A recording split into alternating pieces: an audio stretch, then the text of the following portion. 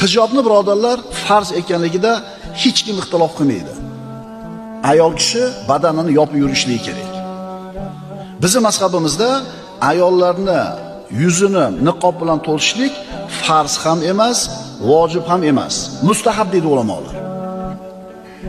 Ayrim holatlarda agar ayol kishi haddan tashqari go'zal, haddan tashqari chiroyli bo'lib, nomahram erkaklarning ko'zi tushib, fitna bo'ladigan, boshi aylanib qoladigan darajada go'zal bo'ladigan bo'lsa, shunaqa ayollarga niqob bilan to'lishligi lozim bo'ladi.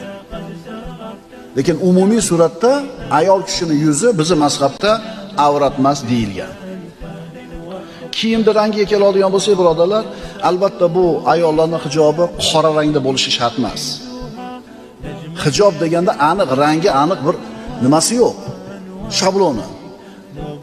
Keng bo'lsin, uzun bo'lsin, badanini, ya'ni qomatini ko'rsatmasin, shaffof bo'lmasin, ko'z tortmasin. Odamlarning nazarini o'ziga tortmasin. Shu hijob.